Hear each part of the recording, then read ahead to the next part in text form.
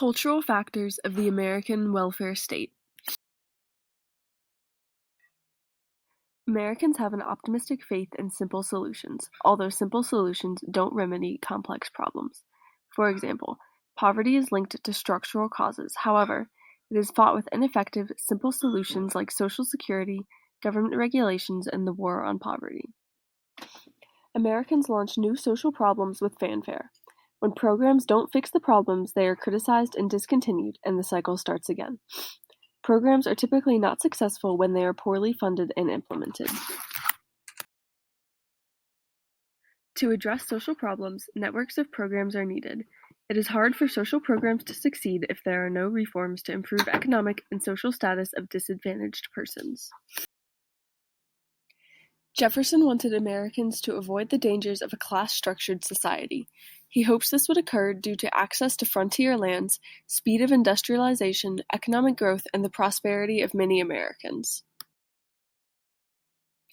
Many, like Irish immigrants and African Americans, had unfair advantages. Both lived in poverty, however, the Irish eventually found wealth and education.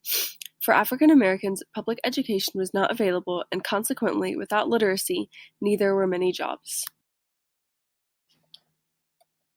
Many Americans' beliefs about markets and the government have slowed the development of the welfare state.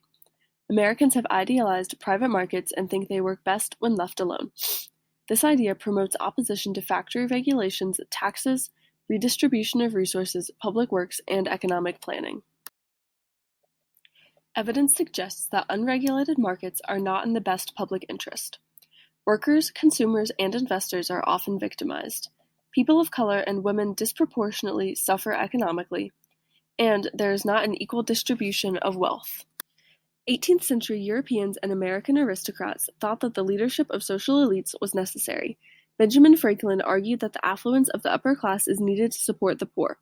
20th century politicians have argued that the nation needs to increase economic inequality so the affluent class can make investments that benefit the poor. Americans emphasize the equality of opportunity rather than equality of status or wealth. European nations consider equality of status and wealth because they have powerful socialist and/or labor parties.